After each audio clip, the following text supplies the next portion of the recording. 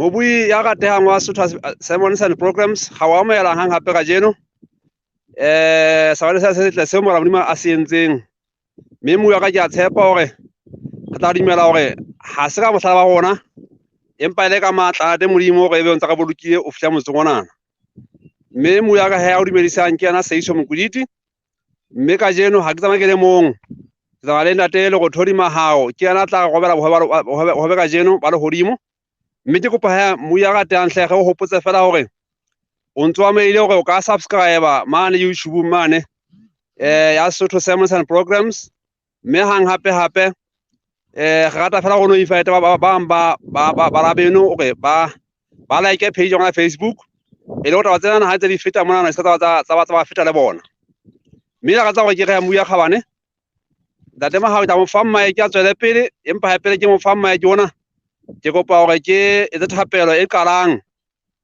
e le go ka morago mono he a ga tswela pele ka molaetsa wa Modimo a o beileng pelong ya hae ntate ma ha ke kopa gape ntate ge tswa tswela pele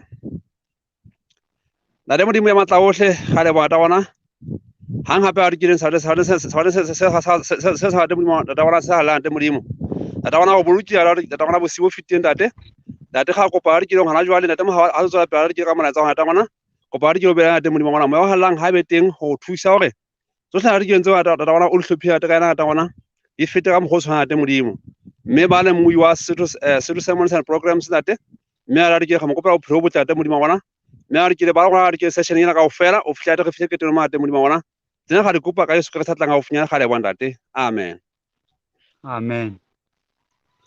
adama tsala pele ntate hle ke tla khutla ho wena go la ka mora nako ena o tla o sokete ntate ga le bo hle mogana be le wena ntate ke a leboa ga leboa ge leboa morena ka monyetla ona o re fang ona wa o arolelana lentswe la hae mme ke se ke tlhalositse lebitso hore ke le go thodi mahao letsatsing la kajeno ke lakatsa re ke re tlo shebana le sehloho sena seo re se bitsang ho ka ema mang sehloho sena ke sehloho se kollang bukeng ya tshenolo e leng yona eo re tla re shebana le yona mohlomong metsotso e ka bang e 30 ho isa ho 40 mme mmui wa Sesotho Sermons and Programs re lakatsa ho amohela hle ke kopa ile ho qala tshebeletso ena re tle re phetleng tshenolo kgaolo ya 60 mana 17 tshenolo kgaolo ya 60 mana 17 ke motheo o re tla re aha hodima ona re tswela pele ka ditaba tsena bibele e re hobane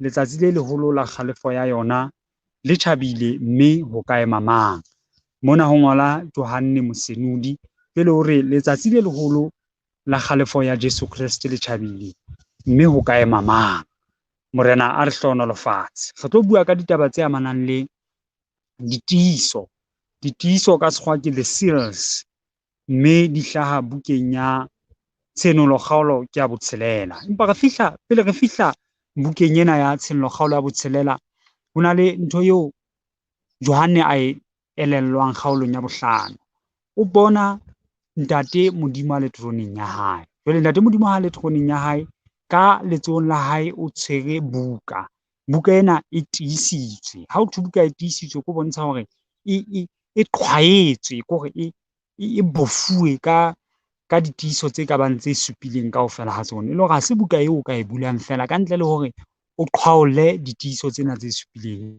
jwale Morena Modimo o e tshwere buka ena o troneng ya hae e ka letsohong la hae jwale lenyolo ile a hoa ka lentswe le phahameng le re ke mang ya ka bang le matla kapo le tokelo ya hore a bale a phetle a be a manolle ditiiso tsena tse supileng mme temaneng ya boraro mono bibele e re kgaolong eno ya 5 ya tshenolo ho thwe ho no sena mang kapa mang ya nang le matla a hore a ka manolla ditiiso tsena tsa buka ena eo Morena Modimo a e tshwereng mme ho thwe Johanne hore ya ba ho laholo a pokolla ha hlokomela hore banna ha hona motho lehodimong lefatsheng le ka tlasa metsi ya nang le tokelo ya hore a ka bula ditiiso tsena ya ba o manolla buka ena wa e phetla wa e bala le ho e tadima fela ho thwe ho no sena motho ya ka fumanwang empa ya ba moholo e mong hona le hodimong mono o fihla ya ho Johanne Johanne se ka balla hobane re mo fumane ya nang le tokelo ya hore a ka bula buka ena ke Jesu Kreste konyana ya ho loka lehlomela la Dafita, tau ya leloko la Juda. Jwale ho sa le jwalo, Johanne pelo ya hae ya ba monate ha utlwa hore bana ho na le motho ya nang le kabelo ya hore a ka bula buka ena. Mme ha o sa le jwalo, ho thwe ya ba Jesu Kreste konyana ho loka o fihla tshwara buka ena. Bomme le bontate, taba eo ke lakatsang hore re tle re elellwe mona ka ditaba tseo re tlo ithuta tsona ke hore ho ne ho sena motho mang kapa mang le lenyoloi kgabariele le lenyoloi le tshepahalang hakana leo Morena Modimo a le ratang le ne le sena monyetla le kabelo le tokelo le matla hore le ka bula buka ena. Buka ena e tshetse na re tlo elellwa hore buka ena e tshetse nalane ya bo Kreste. Ho tloha nakong eo Jesu Kreste a hlomamisang kereke ya hae ka baapostola ba 12 ho fihleletse kereke ya hae e hlola ebile e apeswa moqhaka wa tlholo. Temana ena jwale ha e bua eo re qadileng ka yona tshwanelo 6:17 e re hobane letsatsi le leholo la kgalefo ya konyana le tjhabile mme ho ka ema mang na. Jwale ha e tswela pele kgaolo ya pele fela re bona ditaba mono ke moo jwale Jesu Kreste ka boyena a manollang, mme le pele re fihla mono lebaka leo a manollang ka lona le fane ho thwe ke hobane ke yena ya ileng a lopolla setjhaba, a se lopollela Morena Modimo ka madi a hae, e le hore ke madi a Jesu Kreste a entseng hore ebe Jesu Kreste o na le matla le kabelo ya hore buka ena eo no sena mang kapa mang ya ka e bulang ebe ya buleha, mme e bulwa ke yena Jesu Kreste. Re tla hopola hore manyoloi ke a dumela lehodimong a ne a phathahane mohla Jesu Kreste a hlalosang hore ke lokela hore jwale ka ha motho a se a wetse sebeng, ke lokela hore ke tlohe ke tsamaye jwale ke lo shwela motho. Jwale manyoloi ke a kgolana phasaphasa re ntate re kopa ho ye wena e seng ho ye rona, empa Jesu Kreste ya ba hore madi a lona ha a lekana hore a ka lefela sebe sa motho, hobane ya lekanang le molao o motho a o robileng ke yena a lokelang hore a shwe. Mme lenyoloi ka ha le tshwana le nna le wena a bopuwe ke Morena Modimo ba ka tlasa molao, a ne a sena monyetla a bile a sena le matla le kabelo ya hore a ka re shwela, empa Jesu Kreste ka ha ke yena qalo le qetello, ke yena a neng a na le matla hore a ka shwela motho. Jwale buka ena eo re tlo ithuta ka yona hanyane fela re tsebe ho fetela ditabeng tsa rona, ke buka e manolwang ke Jesu Kreste e tshwereng nalane, mme e manolwa ke Jesu Kreste hobane ke Jesu Kreste fela ya nang le kabelo ya hore ebe o lopollotse motho. Ke ka madi a Jesu Kreste fela motho a ileng a fumana kapo a fumantshwa bophelo bo sa feleng. Jwale Jesu Kreste ha bula buka ena ho qetwa ho binwa hore o loketswe ke matla, ke borena, ke kganya, ke kgalalelo hobane ke wena a shweleng Calvary. Jwale ha e bula buka ena re bona ho hlaha pere e tshweu, monna ya kalletseng pere e tshweu, mme bomme le bontate babui ba kanane ena ya Sesotho Sermons re tle re utlwisise hore buka ena e re tlo e sheba ka metsotso ena e fokolang ke buka e emereng mokgabopuo, e emere mekgabopuo, kore ha ho thwe pere e tshweu ha se hore ehlile e la ba pere e tshweu ke ho tshwantshang ho e le hore ka mantswe a mang ka re buka ena e tletse ka tshwantshwang ya tshwantsha. Jwale ho thwe ha Jesu Kreste a bula manollo ya pele ho thwe ya ba ke a tadima ke Johanne eo, mme ka bona pere e tshweu mme ya e kaletseng a tshwere seqha a fuwa moqhaka mme a tloha e le ya hlolang le ya tla hlola. Jwale ke itse ho rona re qala tiiso tsena le hoja re sa tlo teba haholo ka hare ho tsona di emere nalane ya bo Kreste ho tloha nakong eo kereke Jesu Kreste a qetang ho e hloma ka baapostola ba hae ba 12 ho fihleletse kereke ena e lwantshwang ke diabolosi e tla hlola mme eme lewatleng la Sipone. Jwale ha e tloha e bua ka pere, mme re tla elellwa ha re bala le Jeremia, ke kopa o tlo ngola temana tsena, Jeremia kgaolo ya 12 temana ya bo 5 mono, re tla elellwa hore pere ke phoofolo e sebediswang nako eo buang ka ntwa, e le hore ehlile mona re tlo bona dipere tse ngata, mme ha re ntse re bona pere re tlo bona hore ehlile ho a lwanwa mona, ho na le moo qhefetsanwang, mme re tla hopola hore ntwa ha ya qala hona jwale. Ntwa e ne e sa qale Jesu Kreste ha hloma kereke ya hae, ntwa hantlentle e qadile lehodimong ha Satane a etsa borabele kgahlano le molao wa Morena Modimo, mme ntwa eo e ntse e tswela pele. Jwale Jesu Kreste ha utulla nalane ena a bula tiiso ya pele ho thwe ya ba ho hlaha pere e tshweu, mme ho thwe ya e qaletseng ya ba o fuwa seqha, ho thwe ya ba o a hlola. Mme re tla hlokomela hore bosweu ha bo qala bo kena fela Jesu Kreste seaparo sa hae ho thwe ke seaparo se sweu. E le hore ha re bua ka bosweu, re tla be re bua ka kgalalelo, ka kganya, ka ntho e senang ditshila. Jwale re re pere ena e tshweu enana eo motho enwa a e kalletseng e bontsha ntwa, e bontsha morumo wa Jesu Kreste ya tla lwana, ya tla hlola. Jwale re re ho tloha dilemong tsa 31 ho isa ho 100 ho ile a ba le e ile ya ba nako eo kereke ya Morena Modimo e hlolang. Ho tloha Jesu Kreste ha qala ho e hlomamisa ho fihlelletse selemo sa 100 e ne e le nako eo kereke ena eo e bitswang ka hore ke kereke ya baapostola e neng e hlola. Re tla hopola hore bo Paulosi, bo Petrosi ba ne ba haola metsi ena kaofela, mme ho thwe efankgedi ile ya fihlella motho e mong le e mong lefatsheng kaofela.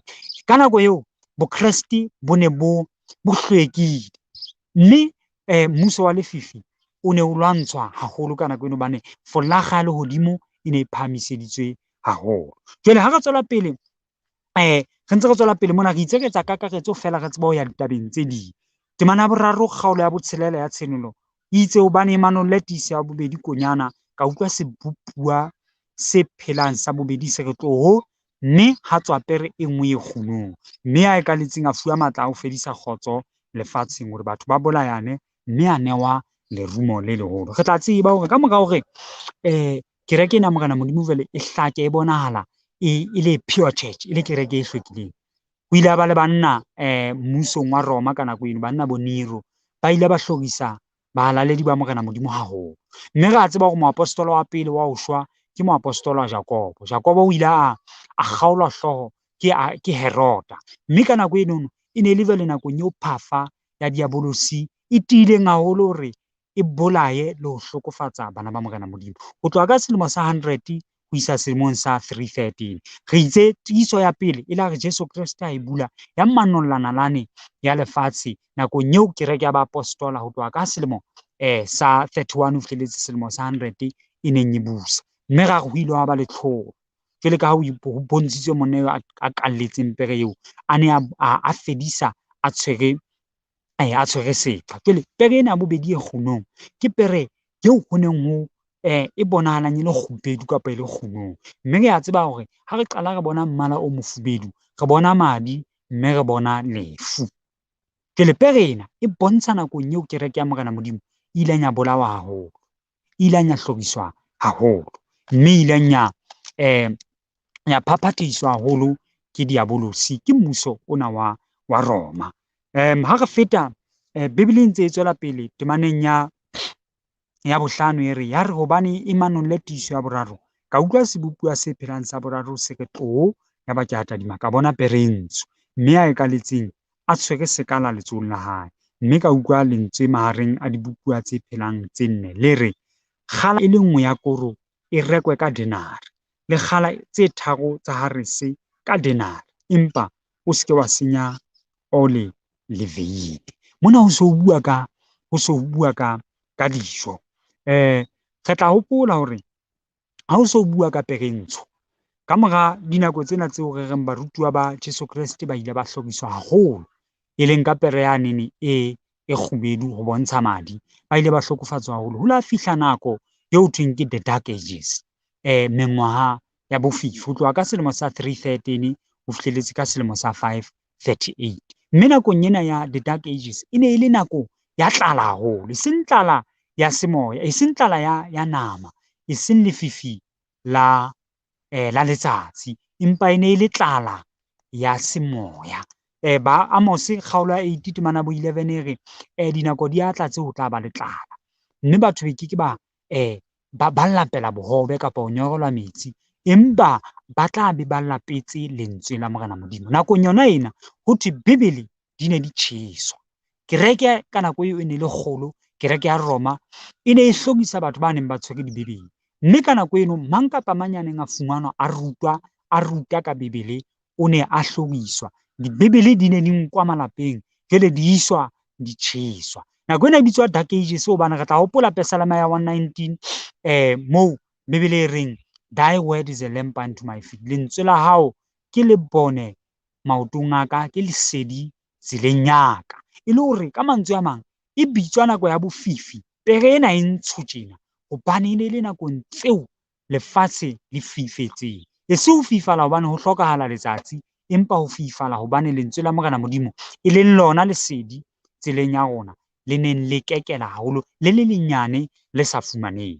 Jwale ha re tloha mono re ya tiisong ya bone, ke Jesu Kreste a ntsa manolla. Tiiso ya bone yona e re temaneng ya 80 kgaolong ya 6 yaba ke a tadima ka bona pere e tshehla, mme ya ekaletseng lebitso la hae e le lefu. A lateletswe ke nqalo ya bafu, a fuwa matla hodima karolo ya bone ya lefatshe ho bolaya batho ka lerumo le ka tlala le ka lefu le ka dibatana tsa naha.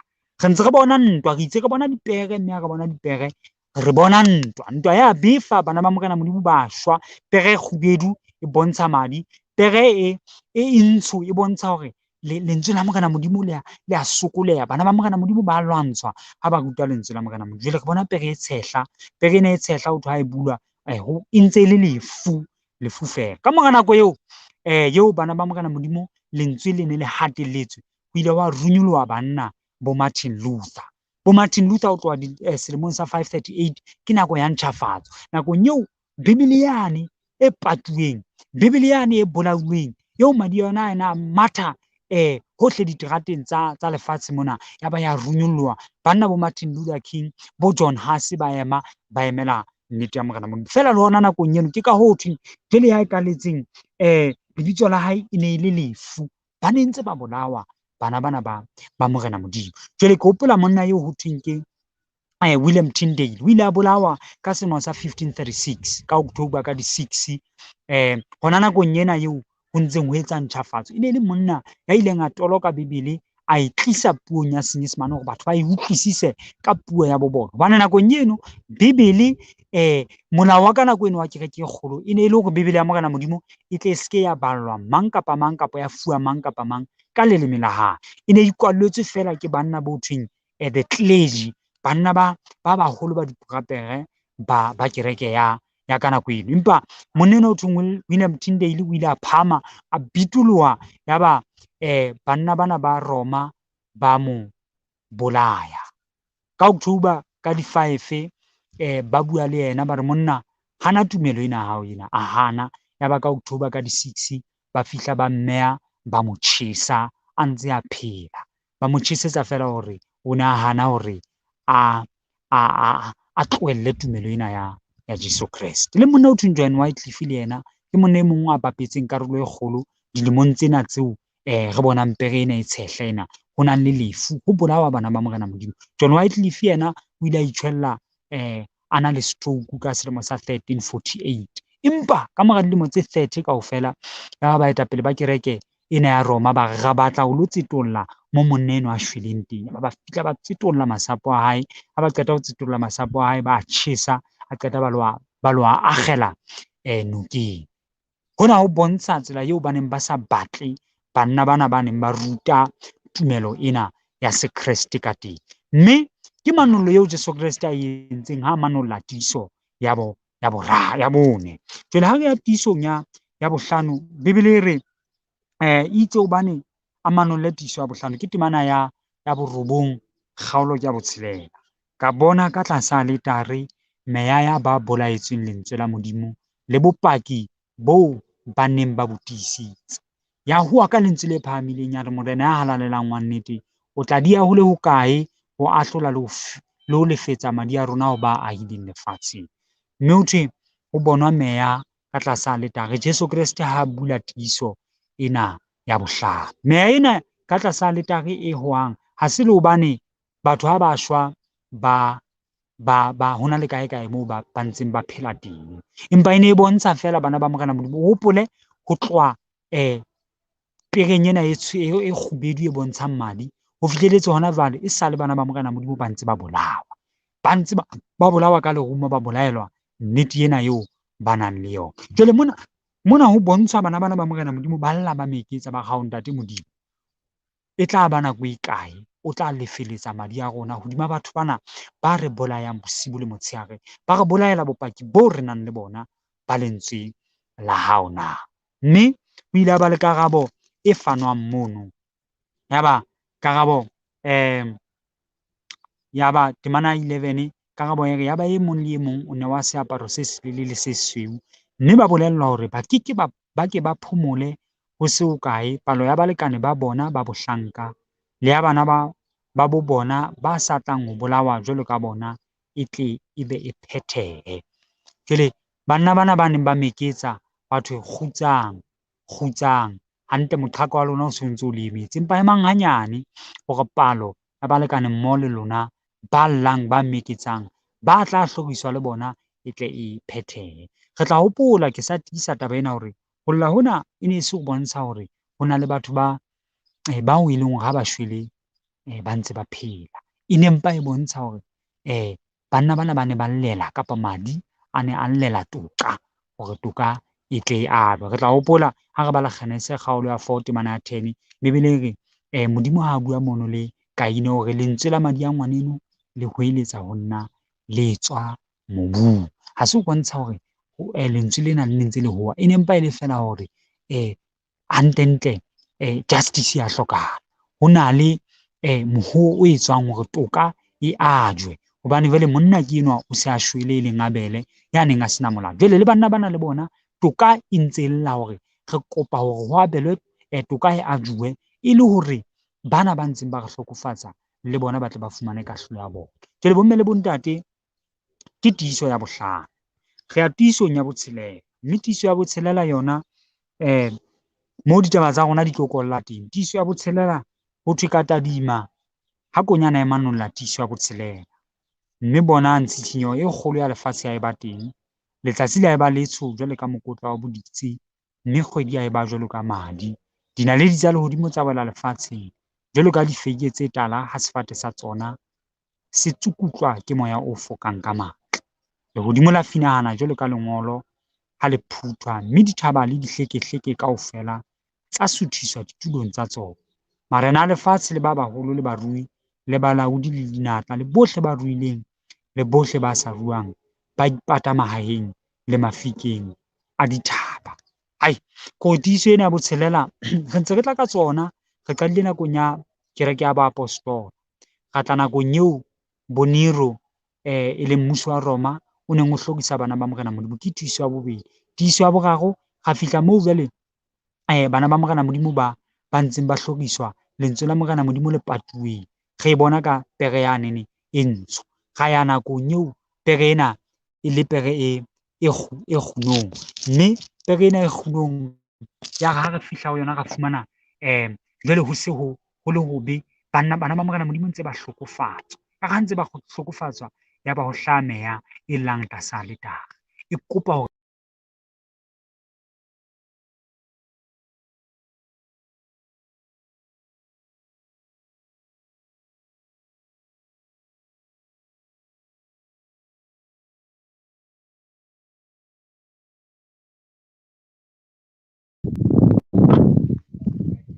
Mo ya ratang ke kopa hle o go tshwarela hanyane fela ntate mahao ka o kgauile mme ke a tshepa o tla kgutla.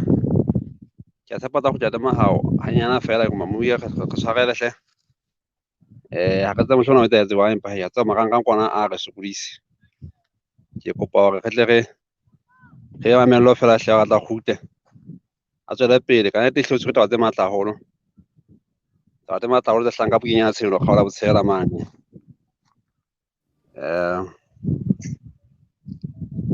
Ntate mahao okay. ke a leboha ke se ke le teng ntate re ka fono ena kuka ho thwe ya overheat mona. A go kopa fela hle moritinyana fela ke sa imaka a ka phara moriting ntate le hore ke o tle se kgahla le tsebe tata ke a tshepa umbrella nyana mo ntate mono hle a go kopa umbrella fela ya ka teng hle ka tshwarele ha sa re ka ntle jwale tsatsi lena le teng jwale ha le utlwa ka taba ena o hasa ka la mohlomong motjheso bona o sokodisang empa ntate mahao tla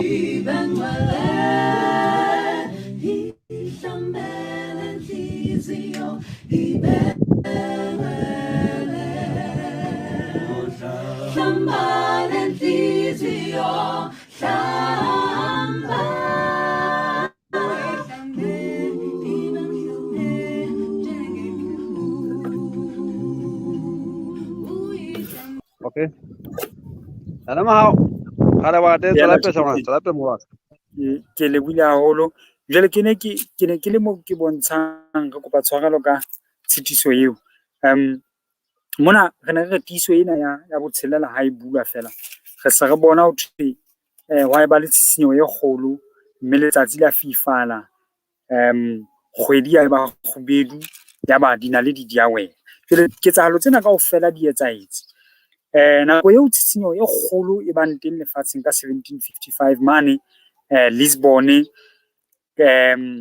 Portugal mane batho ba maketse bile ba re banna jwale ka re ho tla ho buwa Jesu Kriste se ile hona athe tjhe ho santsane hona le dintho tse tlang tse tlo tla di etsahala letsatsi le la fifala mme taba ena la o ka e batlana la neng ka 1780 ka morao ho be le tshenyo ena e kgolo ena letsatsi le la fifala ka selemo sa 1780 mme ha o e Google o ka e sheba le marangrang mona e bitswa the great dark day of 1780 ke nako eo letsatsi le fifetseng mme le ka November ka di 13 ka 1833 dinaledi di ile tsa wena fatshe mme ba neng ba tadima pono enono ba ne ba bona eka ho ntso ho dielwa vele ka ha o ka hlohloka sefate sa diperekisi ba sentse se diela diperekisi e ne e le ketsahalo e jwalo mme ketsahalo tsena di etsahetse ke itse tshenyo ena e kgolo eo ho hlalositsweng ka yona mona kgaolong ya botshelela tiso ena ya botshelela ha e manollwa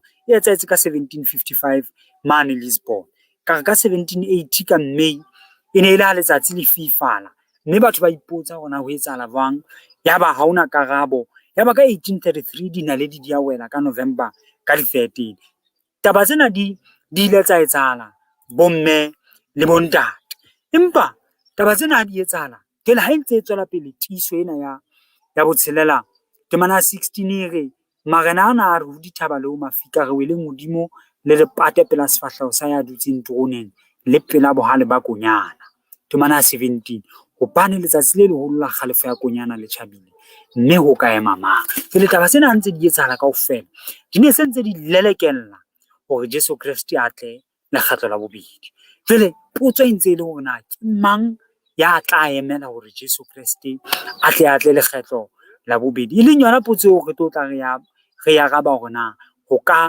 ka ema jwang mmui ya kgabane wa Sesotho sermons and programs hore na ho ka ema mang diketsahalo tsena di etsahetse ka 1833 ne le ha ho etsahala ya ho qetela selemo se go leng sona ke 2021 e le hore itse Jesu Kriste o na manolla ditiso tse supileng kaofela o sa manollotse tse tsheletseng o salletse hore a manolle tiso ya ho qetela tiso ya ho qetela fela ha re tla re kena le yona ka botebo fela ha e bua yona ha e etsahale kgaolong ya bosupa hobane ke re se re qetile kgaolo ya botshelela kgaolo ya botshelela e ema fela e re ke mang ya tla ema hobane letsatsi la kgalefo ya modimo le se le tlile jwale ha o qeta hore fele kgaolo ena ya botshelela ho kena kgaolo ya bosupa ha o kene tiiso ya bosupa ho kena kgaolo ya bosupa tiiso ya bosupa re bona kgaolong ya robedi ya tshenolo mme ha e qala tiiso ena ya bosupa fela re itse hobane konyana e manolle tiiso ya bosupa ha kgutsa ha re tule hodimong ka motsotso o ka fihlang bohareng ba hora re tla re sheba thasello ya ka ke hore ke re ithuta hore na pakeng tsa tiiso ya botshelela mona moo nang le potso e matla hakana hore letsatsi la kgalefo ya Jesu Kriste le tlile ke mang a tla ema le tiiso ya bosupa moo re seng re bona le hodimo ho kgutsa mona dipakeng ho etsahala potso ena ya hore na o tla ema mang e arajwa hantle kgaolong ena ya bosupa mme kgaolong ena ya bosupa ke kopa ke bale temana ya pele e re ka mora tseo ka bona manyoloi a mane a eme dikgutlong tse nne tsa lefatshe a thibetse meya e mene ya lefatshe hore ho se ke ha eba moya o fokelang lefatshe le lewatleng le ha e le sefateng se le seng ka bona lenyoloi le leng lenyolo ha botjhabatsatsi le tshwere letshwao la modimo o phelang la phahamisa lentswe la ho eletsa manyoloi a mane a neng a neilwe taolo ya ho senya lefatshe le lewatle e le hore taba eo re ithutang yona mona Moya Kgabane ke hore kgaolo ya 6:17 ho thwe ke mang ya tla ema vale ha letsatsi la kgalefo ya Jesu le tlile. Jwale ntho re lokelang ho e bona, re lokela ho bona ho so tla kgalefo ya Morena Modimo. Jwale manyolo a mane a emeng dikanteng tsena tsa lefatshe a tshwere meya, a tshwere kgalefo ya Modimo re se ka bona lefatsheng. Ho na le lenyolo le hlahang le bua le manyolo yana le re emang hanyane, ska la tshollelang kgalefo ya Morena Modimo lefatshe. Ha re utlwe taba kena temana morao, la re lenyolo lena le se la senya lefatshe le lewatle le ha ile difate, re iso tshwaye bahlanka ba Modimo wa rona diphateng tsa bona. Ho tshwaya, taba e bohlokwa mona ke ho tshwaya. Lenyolo ile pele kgalefo ya Jehova, pele kgalefo ya Ntate Modimo e ka wela lefatshe, emang hanyane re tshwaye bahlanka ba Morena Modimo diphatleng tsa bona. Moya Kgabane e le hore taba ena ya ho tshwaya e bohlokwa hobane ke ba tla fumana letshwao, ba tlang ho emela kgalefo ya Jehova, ba kekeng ba metswa ke kgalefo ya Jehova. Se re bone ha marena a phasa-phasa, ba ruileng ba phasa-phasa, ba ntse ba batlana le mafika hore a ba wela hodimo dithaba di bapate. Hobaneng? Hobane ha bana letshwao la Jehova.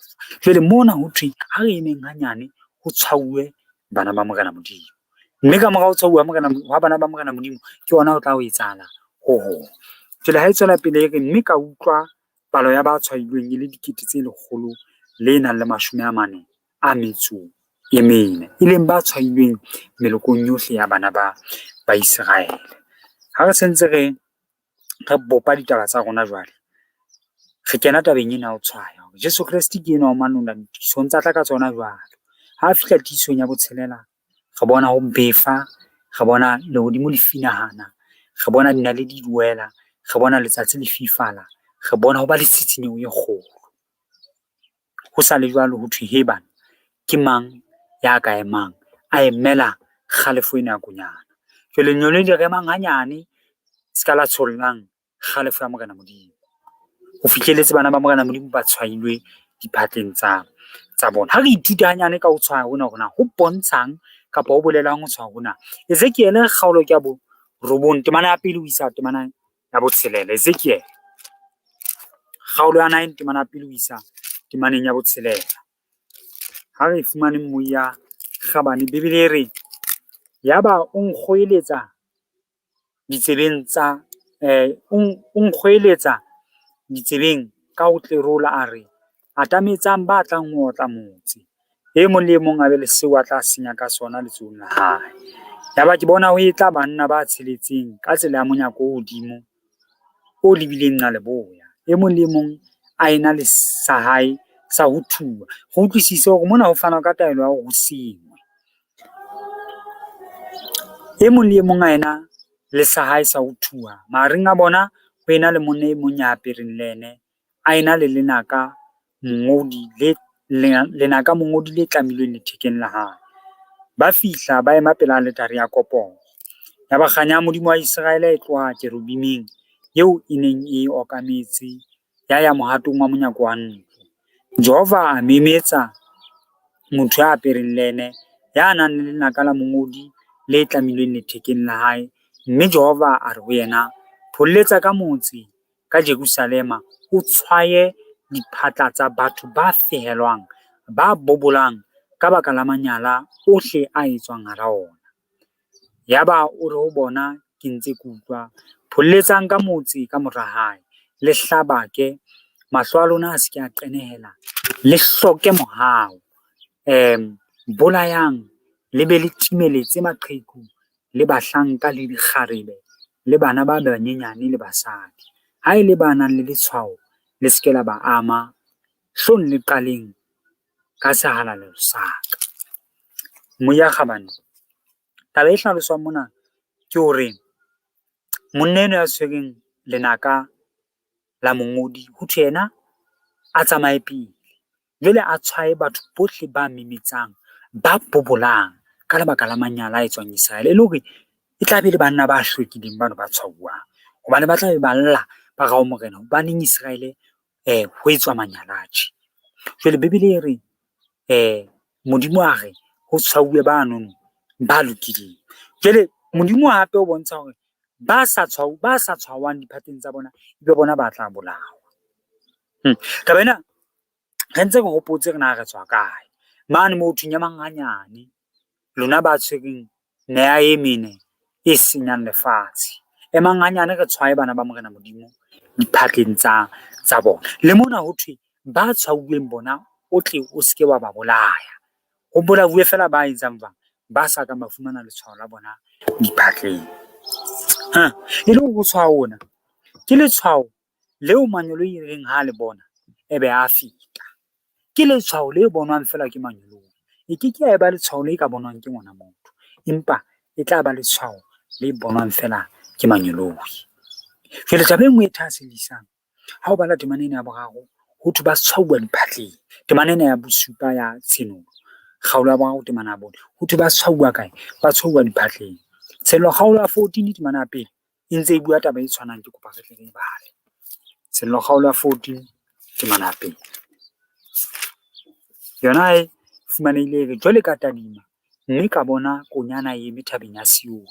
E ena le ba ngodilweng lebitso la ntata yona diphatleng tsa bona ba le 100,000 le nang le 40. Palo ena e ntse tshwana le palo yane eo e badileng ya ba tshwauweng ho tshenlo kgaolo ya bosupa. Jwale mona ho thwe ba se ba eme thabeng jwale ho thwe ba na le lebitso la ntata bona diphatleng tsa bona.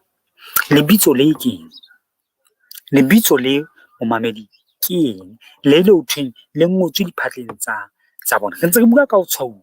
Lebitso lena ha re ngo Pesalema ya 143 temana 11. Pesalema ya 143 temana ya 11 Bebele e re a ko mphe bophelo morena ka lebaka la lebitso la hao, ka lebaka la ho loka la hao tlosa bobe ka hare moya wa ka. Ke e pheta hape. Pesalema kgaolo ya 143 temana 11. A ko mphe bophelo morena ka lebaka la lebitso la hao, ka lebaka la ho loka ha hao a ko tlose moya wa ka hare ho matshwenyeho. Ho na le dintho tse pedi mona ke kopa ke tle ke bale ka sekgowa ke tle ke tlo itoloka hape. E re quicken me, O Lord, for thy name's sake, for thy righteousness sake, bring my soul out of trouble. Mona ho sebedisitswe lebitso le ho loka e le dintho tse tshwanang. Ka lebaka la lebitso la hao, ka lebaka la ho loka ha hao. E le hore lebitso la morena Modimo ke ho loka wa morena Modimo. Ha o thwe diphatleng tsa bona kore ha re bua ka phatla re bua ka moo o etsang qeto, ka moo o nahanang ka teng, ka moo o etsang kore ka moo o etsang kahlolo hona teng. Re sebedisa kelello ya rona ho etsa dikahlolo, ho etsa diqeto tsa ho latela morena Modimo kapa ho se mo latele. Jwale ha o thwe lebitso la morena Modimo le ne le ngotswe diphatleng tsa bona, ha ba tshwauwa ho thwe ba tshwauwa diphatleng tsa bona, ko bontsha hore ba se ba na le semelo sa morena Modimo. E le hore ka mantswe a mang tiiso ena botshelela ha e re ho tla ema mang. Jwale nakong ena e ho engweng ena e leng kgaolo ya bosupa ho ntseng ho tshwauwa bana ba morena Modimo, ho ntseng ho tshwauwa bana ba morena Modimo, ke nako eo bana ba morena Modimo ba ntseng ba ba le dimelo tse tshwanang le semelo sa Jesu Kriste. Ke nako eo ba ntseng ba tshwawa ka lebitso la morena Modimo e leng semelo. Ho loka ho bontshang hobane re lebitso la morena Modimo ke ho loka ha hae. Temana Pesalema ya 119 temana 172. Pesalema 119 temana 172 e re leleme la ka a le ke le rorise lentswe la hao, hobane ditaelo tsa hao kaofela ke ho loka. Ka sekgowa all thy commandments are righteousness. Re itse lebitso la morena Modimo ke ho loka ha morena Modimo. Jwale ho thwe ho loka ha morena Modimo ke ditaelo tsa morena Modimo. E le ha hona kae kapa kae moo motho a ka bewang letshwao la morena Modimo phatleng ya hae, ka ntle le hore a be le ho loka ha morena Modimo, ka ntle le hore ebe motho ya bolokang ditaelo tsa morena Modimo ka ho phethileng.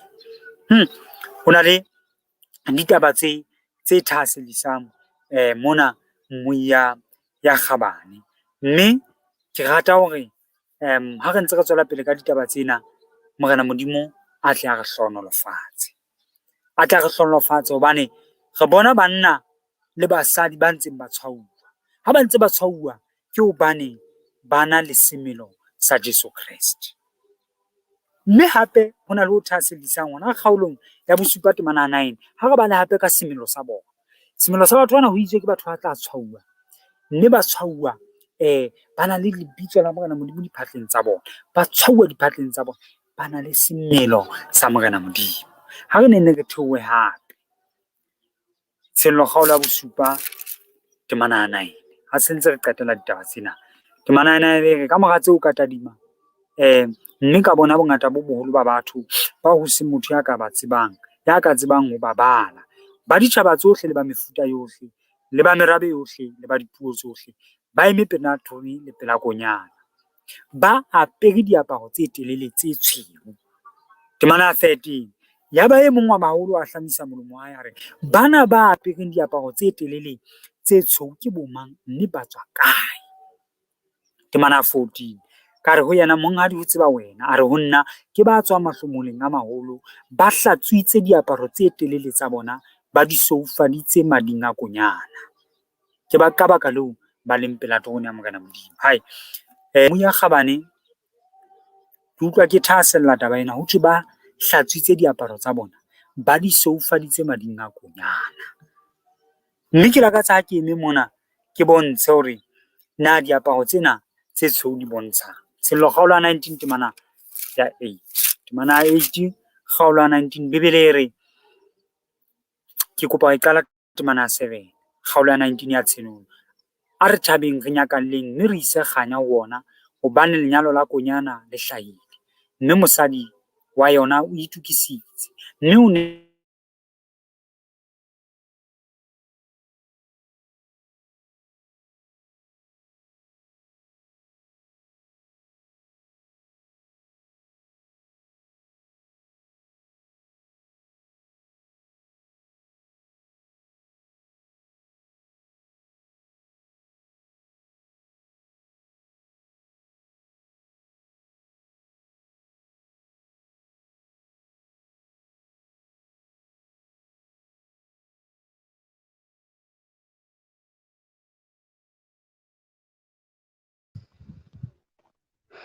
Moya ka teng ntate Mohau ka o jemme. Ha ke tsaba ka ena, ha ke tsaba ka makang. Empa ka ho yena mana o jemme mane. Ke kopa hle. Sa ka tera ke tsena ho tsela wang. Ntate Mohau. Ke wa a khaowa. Mme moya ka teng hle ya tshepa tla kgutla. Se so kae mo re yang. Kopa ha tla kgutla hle ge mong ke a kgutla ke taba tsa hae. E le hore re tle re fihle phetolong ya program ka jeno. Mme ka nnete on tla tshwere ka matamo go rena.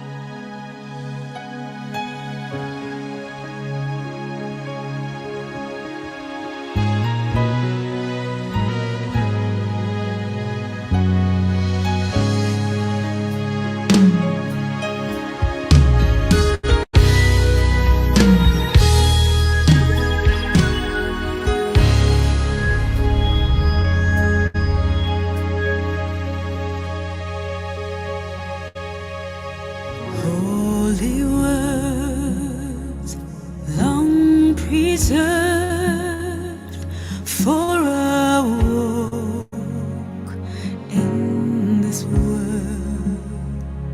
They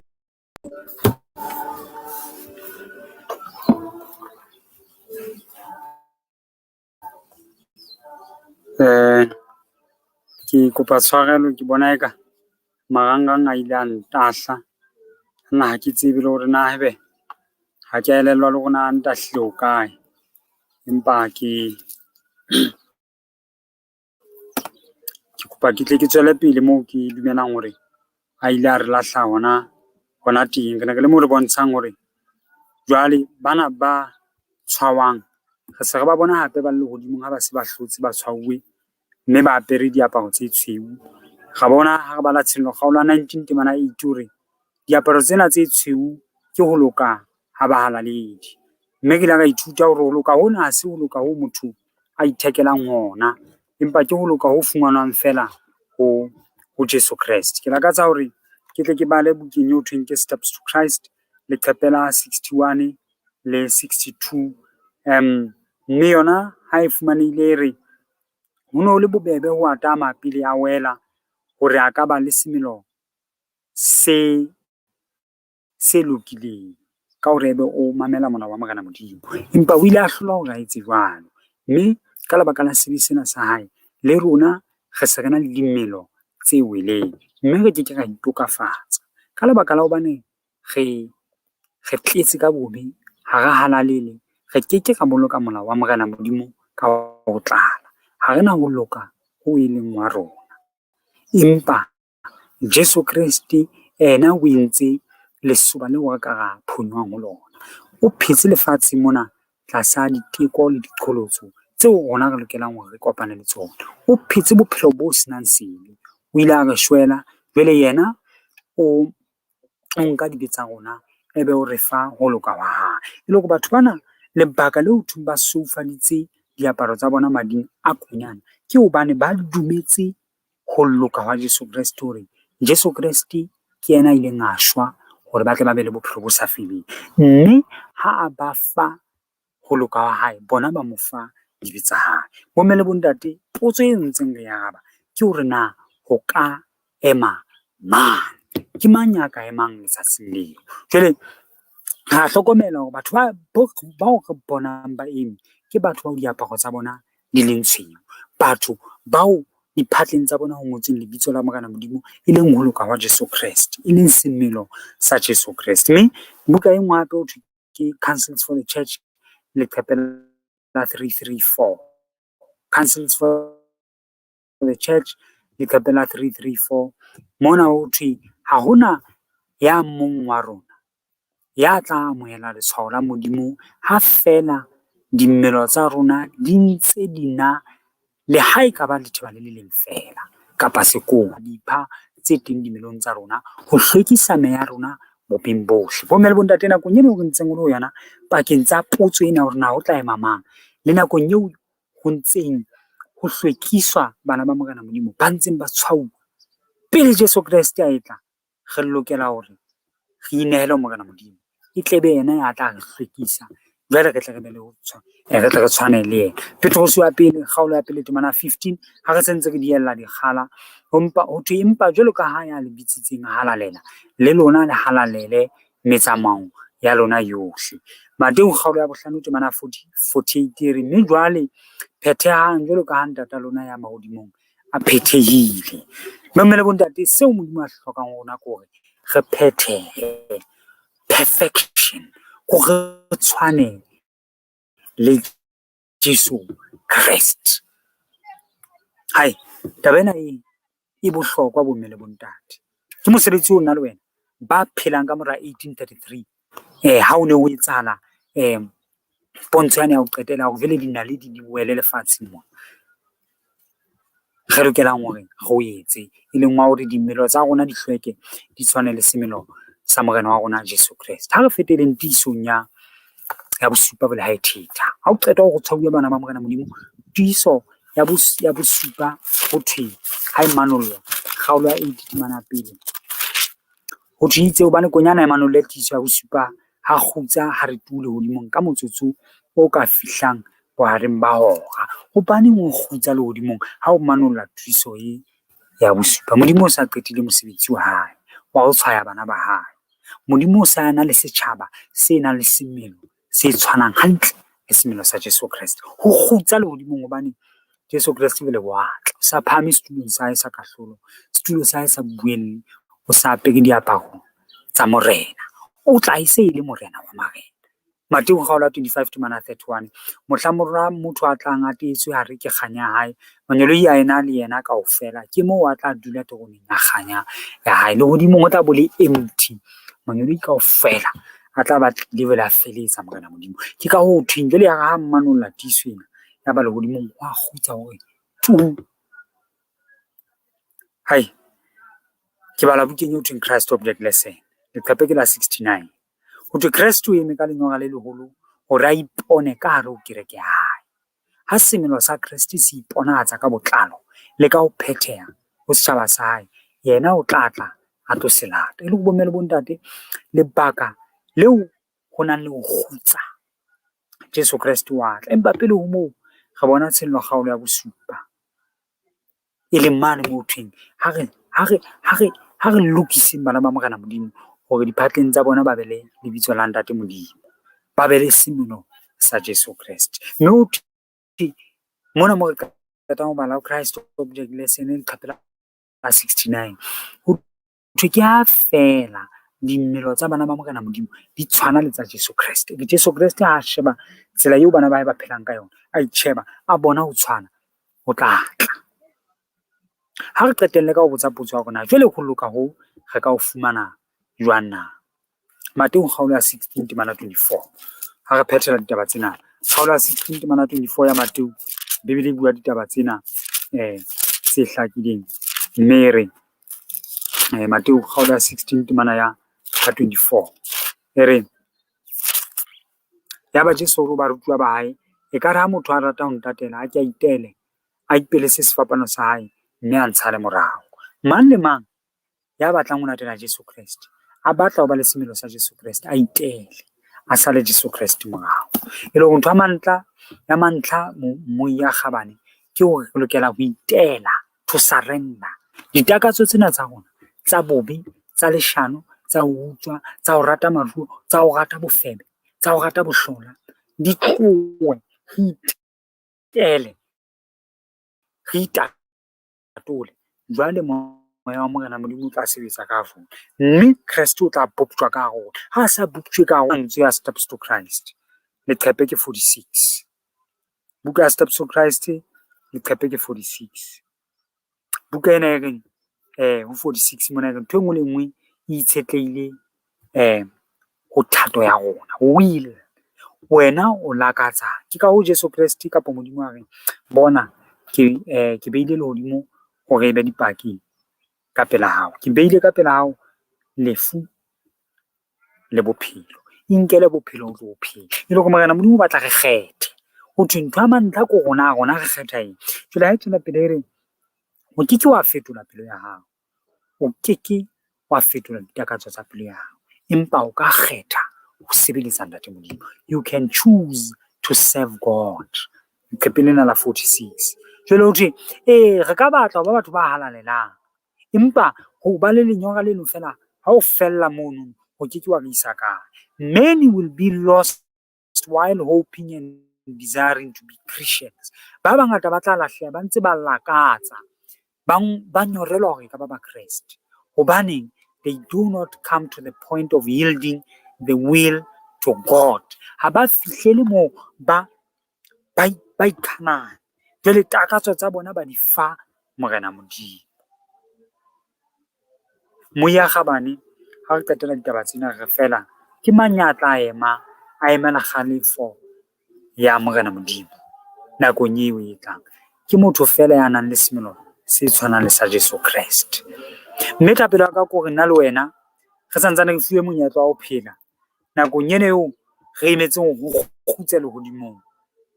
Modimo a tla re thusa hore a tla re fe semelo se tshwanang le sa Jesu Kreste, hobane ke yona fela passport eo re tla kena ka yona lehodimong. Ha re fihla lehodimong, ha hona ya tla re ke kene mona ka lebaka la matlaka, ke kene mona hobane nna ke ile ka boloka molao wa Morena Modimo, hobane ona molao ona wa Morena Modimo go boloka ha fela dimelo tsa rona di tshwana le tsa Jesu Kreste. Ke tabelo ya ka thapameng ena hore Modimo a re hlohonolofatse moi wa Sesotho sermons and programs, hore Modimo a tla re thuse re be le dimelo tse tshwanang le semelo sa hae. Ke mang ya tla ema? Ke mang kapa mang ya nang le semelo sa Jesu Kreste. Ke nako jwale ya hore re tlose sebe, re tjhese sebe dipelong tsa rona, ga o inehela ho Morena Modimo. Amen. Morena a re hlohonolofatse. Kopa ho kwana ka thapeng. Ntate ha llang ya lerato ya lehodimong, re lebohile haholo ka molaetso wa hao o matla. Re bana ba hao Morena, re phela pakeng tsa modumo le potso ya rona o tla ema mang le ho kgutsa lehodimong. Mme dipakeng mona ke nako eo o ntse o hlwekisa bana ba hao, o ba tshwaela lehodimo la hao. Ntate, e mong le mong ya mametseng thero ena, ya mametseng le ya tla utlwa ntate ditaba tsena, re se re kopa ntate hore o tlo mo hauhele semelo sa hae se tle se tshwane le semelo sa Jesu Kreste. Ena ke thapelo e ke e etsang lebitsong le matla la mopholosi Jesu Kreste. Amen. Amen. Amen. Ntate moholo ga re boahle tata wa rona, tate le go thudima hao ka molaetsa o fanne ka wa ntate wa rona. Mme ke se ke dimela hantle hore moi ka nnete o tla ina matsoho metsing kapa sa ka tshwaretse ka o kgakga wa hola ba teng wa marang ntate. Mme ke tshepa hore ka nnete tsohle ntate Modimo o lantsa taolong ya tsona. Mme re leboha hore he ke mona re fihlile qetellong ya kgaso o tlileng a jeno.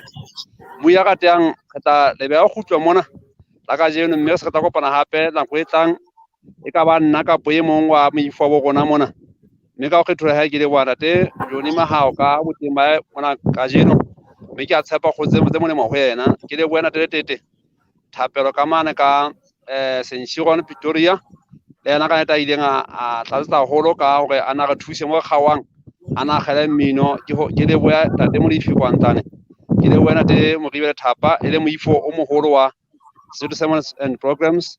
Mme ke tshepa mo ya ratang he o kgotsitse molemo ka jeno. Mme ba re bona hang hape ga sonye o tlileng ya beke e tlang, bana Modimo a hlohonolofatse ho fihlela kopana hape ha ebe kgotso. Amen.